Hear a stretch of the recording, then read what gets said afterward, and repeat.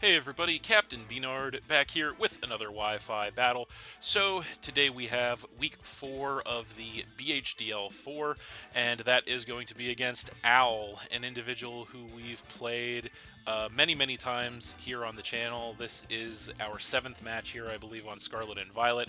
But we've also played a bunch of times on Pokemon games past. He is a pretty long-standing friend slash rival of the channel.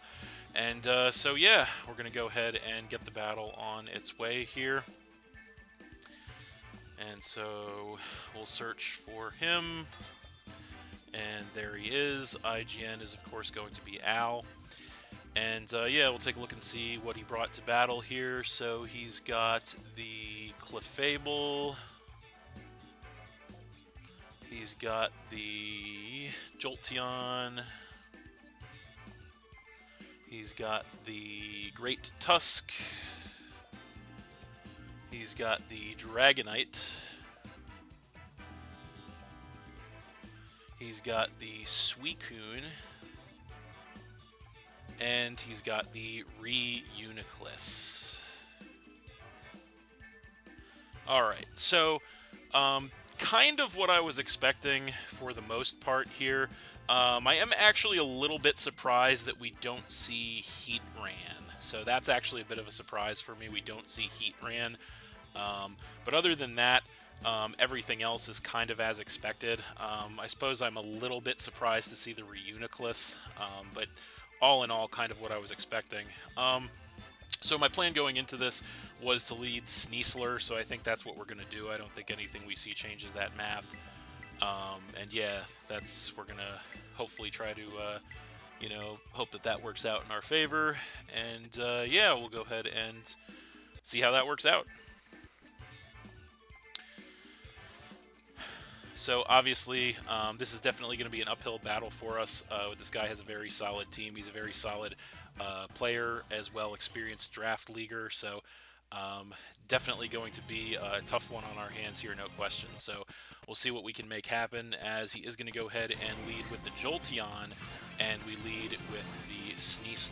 So we are Scarf Sneasler, which means that we will outspeed this thing unless it is also Scarf. So right out of the gate, we have a choice to make here, because this thing is, I believe, the only Terra Captain that he has that he brought with him this week. So if he's predicting our Sneasler, he could actually take us out here.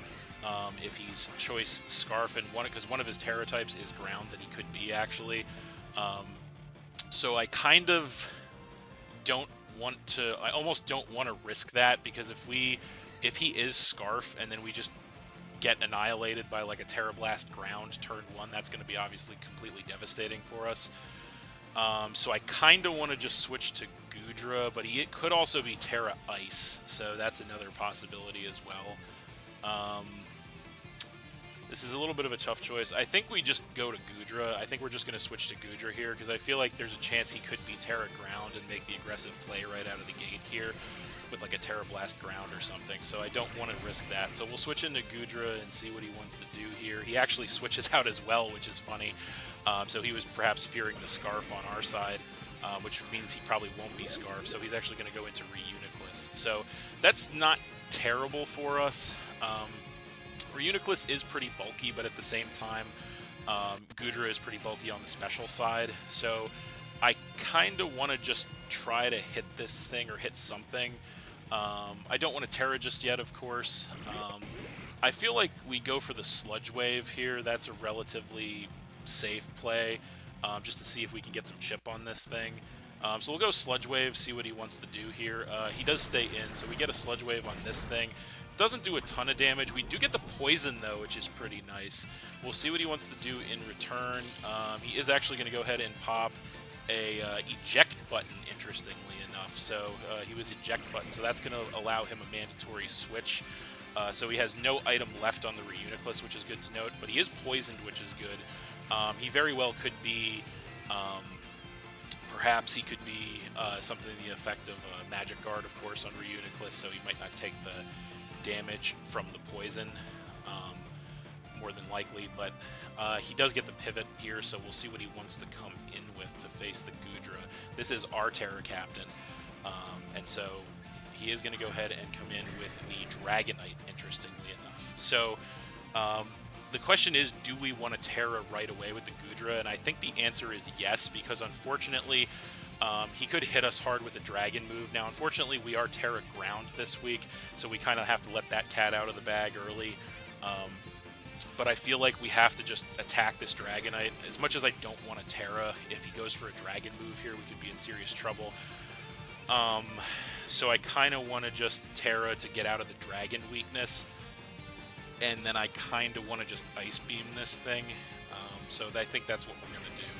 As much as I don't want to Terra Ground right out of the gate, I feel like that's really our best option here to try and handle this situation. Because we don't just want to switch against this thing with a multi-scale. So yeah, we pretty much have to do it. So as much as I hate being forced to Terra early like this, we're going to have to do it to avoid a potential knockout from the Dragonite if he goes for a Dragon move. So unfortunately, we're Terra Ground for Pokemon he did not bring this week, but we are going to go ahead and Terrasilize the Goodra into a Ground type. We do get an Electric Immunity off this, which is useful. He goes for an Iron Head, actually predicting the Terra Fairy, so it's actually good that we don't, but we do get flinched, which is extremely unfortunate as we get some HP back with the leftovers. So that really sucks. We get flinched right out of the gate with that Iron Head. So Dragonite could be physical, but he was definitely predicting the Terra Fairy, so it's a good thing we weren't. But yeah, that is very unfortunate that we got flinched there. So he could stay in. This Dragonite could be choice in some way, potentially. So I kind of want to switch out here, thinking this Dragonite might be choice if he just went straight for the Iron Head here. But at the same time, I do still want to Ice Beam him, even though it won't knock this thing out. I also kind of want to Sludge Wave again. Let's just Sludge Wave again, see what he wants to do. He does go for a Dragon Claw this time. Does a lot of damage, unfortunately, but we do survive. We go for a Sludge Wave in return. Doesn't do much of any damage, but we actually get another Poison on this Dragonite, so that's actually pretty huge. And then the thing's going to go ahead and pop some leftovers, it looks like. We are also going to pop some leftovers. Now, unfortunately, based on the damage that we took from that Dragon Claw, I don't actually think that we can, in fact, survive from this range another Dragon Claw, which is really bad. We don't really have a switch. I guess we have Scissor, technically. But this thing could also have Fire Punch. But we've seen Dragon Claw and Iron Head. He probably has extreme speed for sure. The question is, do we want to risk that he's got the fire coverage and switch into Scissor? That's the big question right now. I feel like we need to try and save Goodra here, even though it's weakened. He could also, at the same time, he could also over-predict here and go for it. So we're kind of not in a great spot because, unfortunately, just not being able to take another Dragon Claw, I'm pretty positive, based on that damage output, we're not going to take another Dragon Claw. I don't want to lose Goodra. Let's risk the Scissor and see what he wants to do. I hope he doesn't have Fire Punch. He probably does. But yeah, we're going to have to try to risk the Scissor here. So there's the Scissor. He does go for the Dragon Claw, which is good, so we don't take much damage from that, which is nice. He is going to get some HP back with the leftovers, and then we are going to get some HP back with our leftovers, and he is going to take more poison damage as well. So we have another choice to make. So the question on our hands is, does he have the Fire Punch coverage for the Scissor? That's the question. And I feel like there's a sizable chance that he does. So as much as I hate to keep switching and giving him free attacks on us, I feel like we should switch again here to scout the Fire Punch. Because if he has Fire Punch and he takes Scissor out, that's going to be a huge disadvantage for us going forward in the game. We really want to kind of keep Scissor. If he has the Fire Punch now, he either goes for it or he switches. So I feel like we switch to Rotom here. I think that's the play. So we do actually make the double switch, scouting for the Fire Punch here to see if he has it. We do switch into the Rotom, and does he have it? Hopefully he stayed in. No, he goes Roost. Okay, so we know basically this thing's whole set at this point. So he's got Roost. He's got Roost on there. So I feel like he probably doesn't have the fire coverage if that's the case. He probably has extreme speed as his last move more than likely. So the question is, how do we want to play this? Because he is poisoned, so we could actually go for a big Hex here and get damage, massive damage on this thing. We could Volt Switch to pivot out. I feel like he very well could just attack us with a Dragon Claw here, which kind of makes me want to just go Hex. So we need to chip this Dragonite. There's no two ways about that. So let's Hex, because we really need some more chip on this Dragonite, as he does stay and he goes Dragon Claw. Doesn't quite do half, fortunately, as we go for the Hex here. It is double damage because he's statused. It's not quite a two-shot, unfortunately. Knocks him down a little below half, which is great damage, though. He gets some HP recovery with the leftovers. We get some HP recovery with the leftovers. And after the poison damage, he might potentially be within range. I think he might be within range that another Hex takes him out there. So he very easily could just roost the damage off again this turn. I kind of feel like he might do that. And this Dragonite is definitely proving to be quite the problem for us. So I feel like our best play here is actually to Volt Switch. So I want to Volt Switch because I feel like, I mean, we could, because if he attacks us and we go Hex, I think he gets knocked out. So he could switch to Tusk here. That's a possibility to block the Volt Switch. But certainly he could try to roost the damage off as well, although that might be a losing game for him because both Roost and Hex deal about 50%. I feel like we do Hex. I feel like Hex is the play, so we do Hex. He does stay in and Roost, so he's going to try to see if he can win the war of Roost versus Hex. That does put him back up to almost full, which is awful. We go for a Hex, which takes him back down to about 50%. He gets HP back with the leftovers. We are also going to get some HP back with our leftovers, which is good because we need to stay healthy as Rotom, and then he is going to take poison damage. So I feel like, as funny as it is, I don't think he can play this game with Roost, because I think the combination of Hex and poison damage does basically exactly the same amount of damage that Roost heals off. So if he wants to play that game, I feel like we win that exchange, because he's already used a couple of Roosts. So I kind of want to just Hex again. I don't know if it's going to be enough to take him out from that range, but if it's not, the poison damage might finish him off this turn. I do, as much as I really do actually kind of want to keep Rotom healthy as well too. So this turn I'm almost thinking like I might want to Volt Switch, because he might actually switch out, but then again he does have multiple electric immunities. So let's just, does he try to Roost again? Let's just Hex. I feel like we Hex. He does Roost again. Okay, so he is going to try to play this game. I don't know if he's getting ahead. I have to be very close. He might be getting ahead by like a point on each Roost, maybe. I'm not sure, but it looks to be about the same. It looks to be very close. So yeah, we're going to do this whole rigmarole again. Leftovers recovery, of course, and he does take poison damage. What's he going to be at now? He's about at 50%. So he actually is gaining a little bit more, I think. So it's really close, but I think he might be gaining a little bit more on this exchange. I think this time we want to change it up and Volt Switch, because we want to try to break this vicious cycle here, although he will eventually run out of Roosts. But we're going to Volt Switch this time and see what he wants to do. He actually does go Dragon Claw this time, knocks us down to about 50%. We go Volt Switch in return, which is not going to be quite enough to take the Dragonite out, but it is going to give us a very valuable pivot here. So we have a bit of a choice to make now.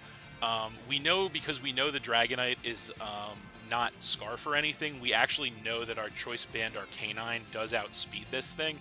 So I really kind of want to go into Arcanine here. I also kind of want to go into Scissor, because I feel like he's certainly within Bullet Punch range if we go Scissor. But we have to kind of try to think ahead and see, do we want to go into Scissor or Arcanine here? I kind of want to go Scissor. So let's go into Scissor. Yeah, let's go into Scissor. I want to do that because we are going to get a round of leftovers recovery with the Scissor, which is good, which will put us back up near full, which is what we want. We want to keep Scissor as healthy as possible. But additionally, that Dragonite should certainly be within Bullet Punch range this turn. So he is going to go ahead and take the poison, and he's 100% within Bullet Punch range. So the question now is, does he want to save the Dragonite? I feel like he does, but at the same time, I think the cost is too... The risk of not Bullet Punching here is too great. So I feel like we Bullet Punch here just because I think the risk of if he decides to like Roost or something, or we still don't know his fourth move, it could be Fire Punch or Earthquake probably.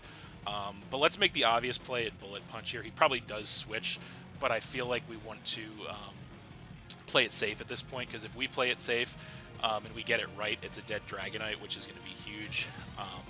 So I feel like that's the best possible course of action. I mean, his last move could be Extreme Speed as well, which means the Scissor kind of walls him, but he probably does switch here, but at the same time, I feel like we want to... Yep, he does switch. So it was a little bit of a obvious Bullet Punch there, but he goes into Suicune. So there that thing is, as we do go Bullet Punch.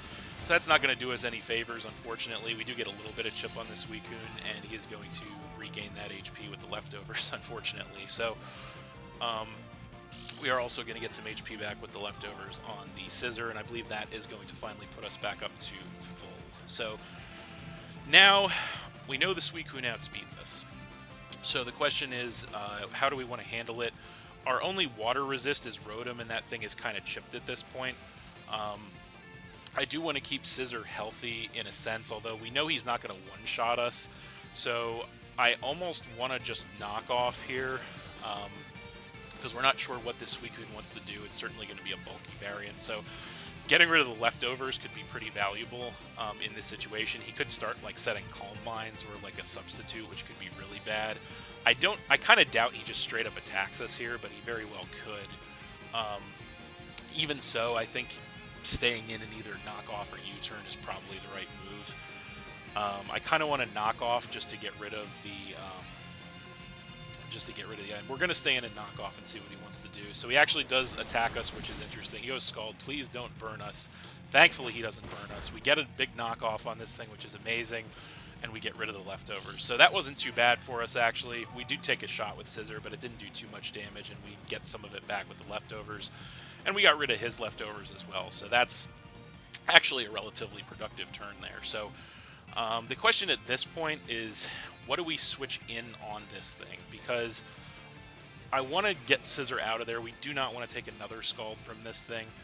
We either switch in Rotom or we switch in perhaps Azelf. Those are the ones I think are the best choices in this point. I don't want to just switch Rotom in because it's so chipped that any additional chip it takes at this point is going to kind of suck. Azelf's not super bulky though, so that's problematic. But how do we want to play this? Let's go Azelf or Rotom. I don't think we can bring Rotom in. Let's go Azelf. We're actually going to go Azelf to try and tank a water move. And hopefully we tank it well enough. So we'll switch into Azelf here and see what he wants to do. He does go for the Calm Mind. Okay, so that's kind of actually not bad for us. And the reason I say that's not bad for us, as he gets a special attack and special defense increase, is because we are actually very fit to handle this situation with an Encore. So we go for the Encore at this point 100%. If he stays in, he's going to be locked in the Calm Mind, which is going to be huge. And if he switches, it won't do anything, but at least it'll get the Suicune off the board. So Encore is definitely the play, and that's what we did. No time to think about it. So he does stay in. We go Encore, so that's actually perfect. So this thing is stuck. Now it is locked into Calm Mind, which is perfect. So he's going to have to do Calm Minds for several turns now, which is perfect. So we should probably write down Scald and Calm Mind. So that worked out well for us. Now, the question we have is, what does he switch into against the Azelf?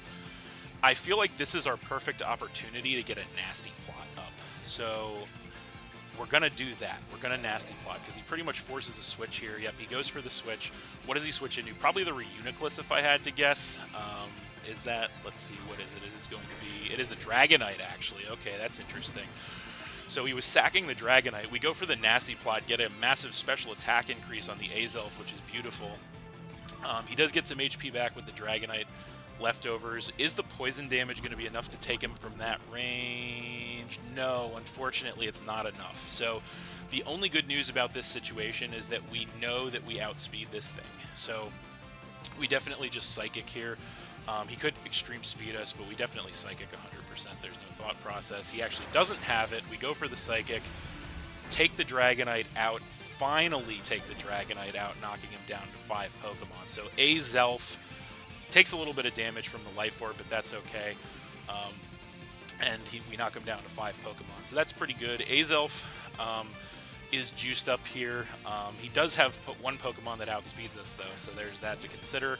But he's actually going to come in with the Clefable instead. So that kind of tells me that this thing is probably going to be unaware, which means that all of our boosts aren't going to mean anything. But even so, we're at +2 special attack. So I say we just try to nail this thing with a Psychic and see how much damage we can get. That's what we're going to do. So we obviously outspeed. We go for the Psychic, and it is not quite a 2-hit KO, unfortunately, which tells me that thing's definitely going to be... we get a special attack drop too, which is unfortunate. So that thing's definitely unaware. So after the special attack drop, we certainly will not take this thing out in another shot. So the question is, do we want to sacrifice Azelf to get more chip on the Clefable? That is the question at this point. Based on Azelf's health and the fact that it's not very bulky, and the Pokemon he has left, that special attack drop really hurts because we would have knocked him down to like 1 HP off our next attack had he not done that. But even so, I feel like we probably just need to let Azelf go to chip this thing at this point.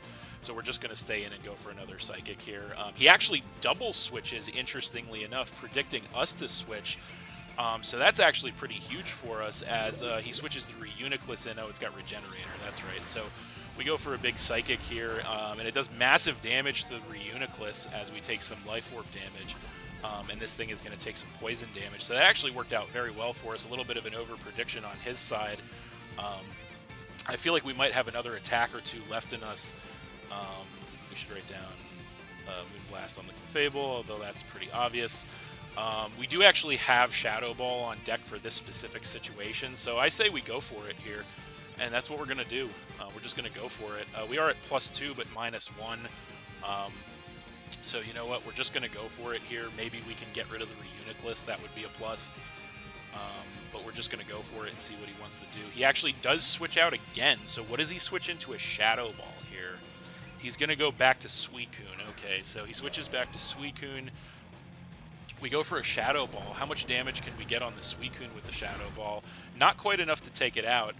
But we do take, unfortunately, massive damage from the Life Orb. We are chipping his team, though, which is nice. So we're in a situation where Azelf has 1 turn left in him. He has 1 attack left in him. So do we want to make that attack a Psychic or a Shadow Ball? Because I feel like we just let Azelf go at this point. It's done massive damage to his team, which is incredible. But I think our best course of action here... although, then again, we could actually still switch out with Azelf. The one thing I am mildly concerned about is that Great Tusk that he has in the background. And the fact of the matter is, all of our best answers to Great Tusk are kind of getting whittled here greatly.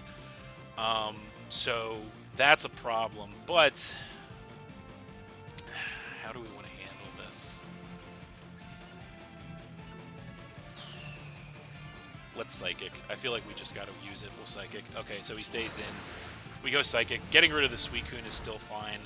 So we do get rid of the Suicune there, knocking him down to 4 Pokemon, which is great. Unfortunately, Azelf will succumb to the Life Orb this turn.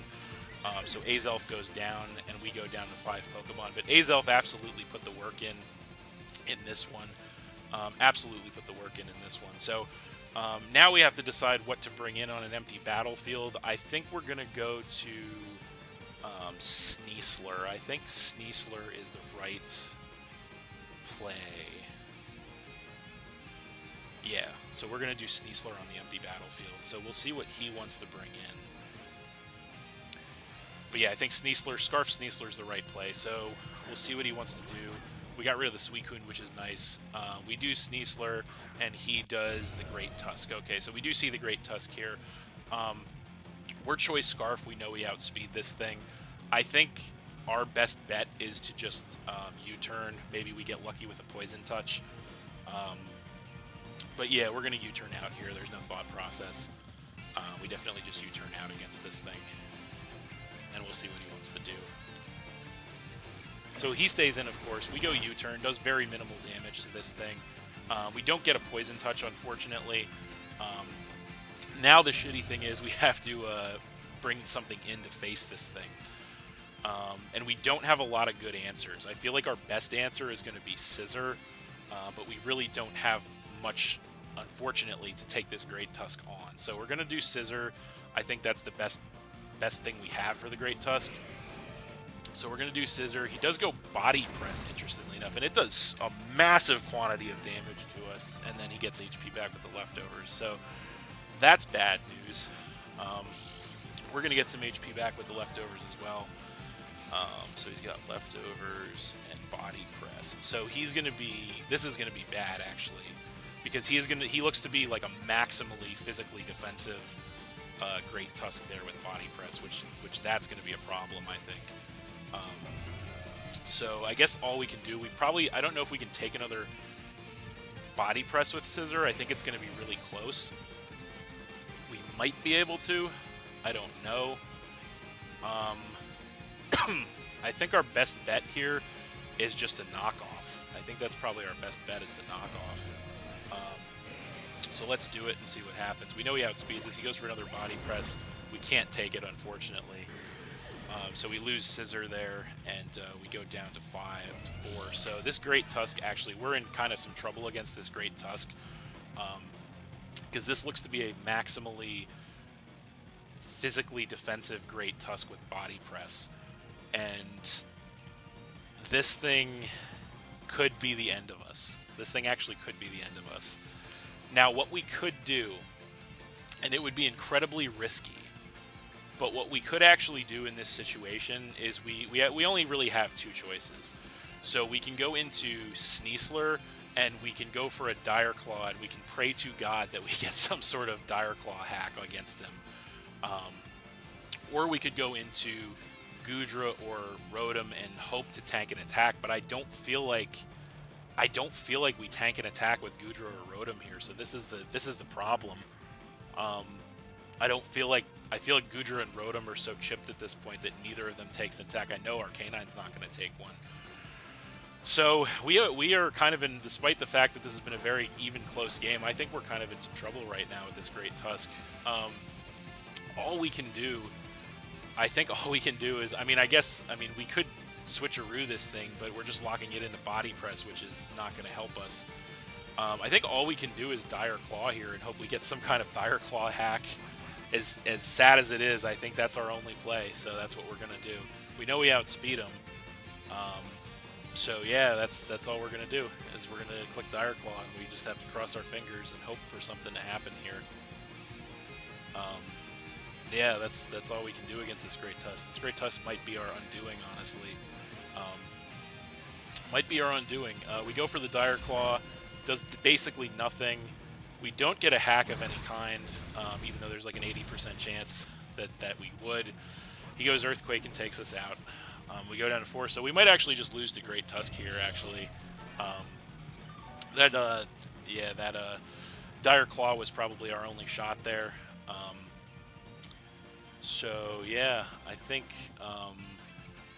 we have to see who has better defenses between Rotom and Goodra. So we have 176 on Rotom, on Goodra, and we have 250 on Rotom. So, and Rotom has, I think Rotom is actually our best bet at this point to tank an attack from this thing. I think, unfortunately, Great Tusk outspeeds Rotom by like 1 point or something. So I feel like all we can do at this point is go for the Hydro Pump. So yeah, we just have to click Hydro Pump. I think he outspeeds us if he stays in here. Unless he's not speed invested and we're speed invested, which I guess, you know, it's going to be a roll of the dice if he thinks we're speed invested. But yeah, we're not in good shape against this Great Tusk here, unfortunately. So we're going to have to just see how this plays out. But it's not looking great against this Great Tusk, to be honest with you guys. We'll see what he wants to do against the Great Tusk. What's it going to be? He stays at... he actually does switch. Okay, so he may think that we're speed invested, which could work to our advantage. So he switches, and he goes into Clefable. We go Hydro Pump. We do connect, which is amazing. And it's not quite enough to take the Clefable out, but we do get some HP back with the leftovers. Now, I'm not 100% sure how fast Clefable is, but I feel like we might outspeed Clefable here. So I feel like unless... Yeah, we definitely outspeed Clefable with Rotom unless he's like some weird max speed Clefable. I feel like we should be definitely outspeeding Clefable here. So I think we just try to take him out with a Hex. I think that's our play here. Yeah, so we outspeed him, we go Hex. And the reason I didn't want to Volt Switch out there is because I wanted to get another turn of Leftovers recovery, because I feel like our only hope of winning this game at this point is if we save Rotom for the Great Tusk, we can tank a Body Press and hit a Hydro Pump and get rid of that thing. That is our only hope, ladies and gentlemen, at this point of getting over this Great Tusk. So now he's going to go ahead and switch in with Jolteon, and that tells me that this thing is Terra Grass 100%. So I feel like our only play against this thing, maybe not our only play, but our best play is to switch into Goodra. So I feel like Goodra is the play here, so we are going to, in fact, go Goodra. And hope that maybe we see like a Terra Grass here or something, because we are Sap Sipper. So we also do have the Electric Immunity with Goodra now that we've Terra'd into a Ground type. So we definitely have to get Rotom out of there. There's no thought process here. Can't afford to take a single more point of damage with a Rotom as we switch the Goodra in. And what is he going to do? He is going to bust out the Terra on the Jolteon. What's it going to be? My money's on Grass based on the way he's played it. Is it going to be? It is going to be Grass. Does he go for the Terra Blast Grass? I am sincerely hoping he does, because we are Sap Sipper as he goes for the Terra Blast Grass. Perfect. So we go ahead and get the Sap Sipper and get that special or a physical attack increase for what it's worth. We get some HP back with the leftovers, which is nice. So that worked out beautifully for us. At this point, Clefable is down, so it's 3v3. Very, very, very tight game here. If we're lucky, this thing could be choice locked. I'm not going to bank on it. But at the same time, I think our play here, we have a couple different options, but I think our play is probably Ice Beam. I think that's our best play here is Ice Beam. We could Sludge Wave. I doubt he brings Tusk in here, but he could. So let's Ice Beam just in case. He does actually switch. I doubt he brings the Tusk in here. I don't think there's any way. But if he does, this would be amazing, as no, he does Reuniclus. So we go for the Ice Beam.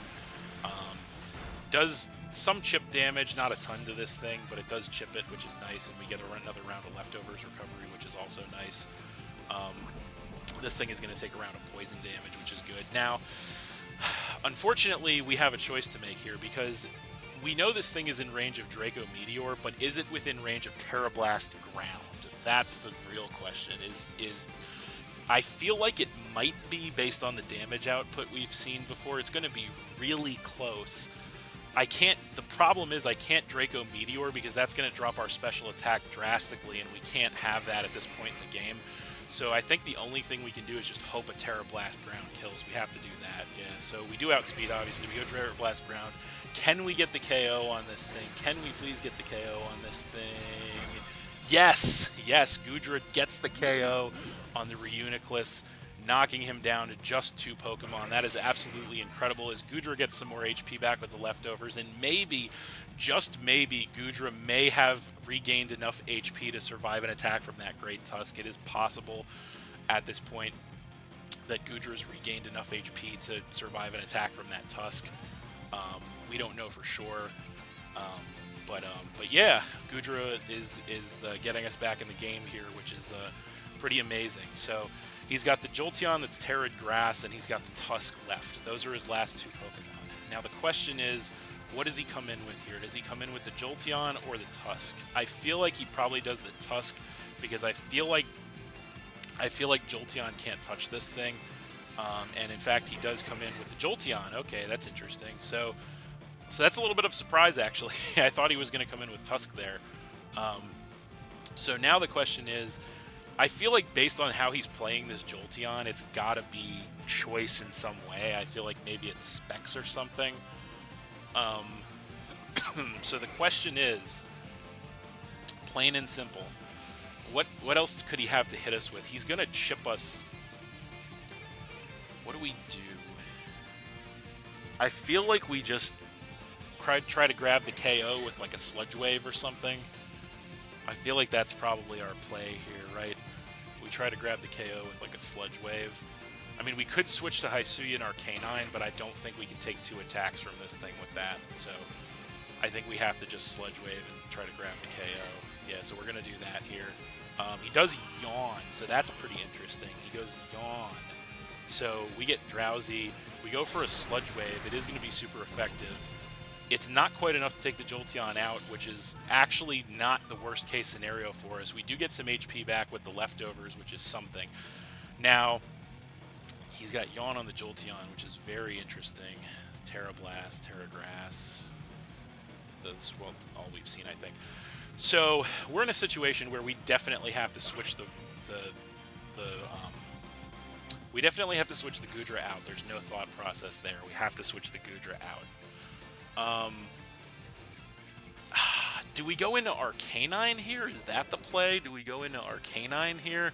Because he's probably choice locked into Yawn at this point, right? If he's choice Specs, that would mean he's locked into Yawn at this point, which would mean that he has to... I feel like we go, you know what? Let's go Rotom, because I feel like he's choice. I don't want to risk Rotom, though. That's the problem. I don't want to risk Rotom. Let's go Arcanine. I don't want to risk Rotom. As much as I feel like he's choice, I don't want to risk Rotom to that prediction. Arcanine's more expendable at this point in the game. We'll come in with Arcanine. He does Volt Switch. Okay, so he's not choice. So he does do massive damage to us with a Volt Switch, and he gets the pivot. So now he has to come in with the Great Tusk. And so all we can do in this situation, we know Hisuian Arcanine can't take an attack from this thing as this thing gets HP back from the leftovers. But at the exact same time, we also know that we outspeed this thing. So we definitely go for a Flare Blitz here to do as much damage as we can. Unfortunately, it's not going to do enough, but it is going to chip this thing. So we're going to go Flare Blitz. No thought process here. We go Flare Blitz. Maybe we can get lucky and get like a crit or a burn. We do massive damage with a choice band to that thing. Unfortunately, he does go for the Body Press and take us out. And so, yeah, so Arcanine goes down there, and we go down to 2 Pokemon. So this is going to come down to the absolute wire here. With Great Tusk. So the only question that we have, we're kind of in the same boat we were before. The only question at this point is, has Rotom and/or Goodra regained enough HP that we can survive a Body Press from this thing? And we're going to find out with Rotom, because I think Rotom is the best chance we have to take an attack from this thing. So we just, at this point, we need to pray that we can hit this. We need to pray that we can take an attack from this thing, and we need to pray that Hydro Pump KOs here, that Hydro Pump lands. I know it KOs if it lands. So, again, our fate is out of our hands at this point. All we can do is go Hydro Pump and hope that we can take an attack and hope that we can hit the Hydro Pump. So that's all we can do. He goes Body Press. Can we take it? Yes, 17 HP Rotom, go for the Hydro Pump. We missed. And we missed the Hydro Pump. Oh, that is so disappointing. That is so disappointing. We missed the Hydro Pump. Right when we needed it most, we missed the Hydro Pump. Oh my god, that is so disappointing. Man. I guess this game may have just come down to a Hydro Pump miss. Uh, yep. So we can't take another one, obviously. We go down to one Pokemon. That is extremely disappointing. Um, so yeah, that's extremely disappointing. Oh man, we missed the Hydro Pump. All right, so we come in with Goodra now. Um, we come in with Goodra now, and does Draco or Ice Beam KO? I guess we can go Draco's more damage than Ice Beam, even though it's super effective. We couldn't miss Draco on top of it. That would be, I guess, the perfect end. But we have to hope that we hit the Draco and that it's enough to KO, because Ice Beam's not enough, I don't think. I don't think Ice Beam's enough to KO. So, yeah, we Draco. He goes Body Press. Can we take it? 33 HP. We go Draco Meteor. We do connect. Is it enough to take the Tusk out? Yes! It's enough to take the Tusk out and knock him down to just one Pokemon. Goodra keeps us in the game. Holy shit. We get some HP back with leftovers. Now the only question left on everybody's mind, it's down to Jolteon, it's down to Goodra. What is this Jolteon's moveset? We're immune to electric, we're immune to grass. Does he have an attack to hit us with? All we do here is click Sludge Wave 100% of the time. Does he have a move to hit us with? He goes Thunderbolt. He doesn't have a move to hit us with. Goodra, Terra Ground, immune, goes for the Sludge Wave, knocks the Jolteon out, and that is game.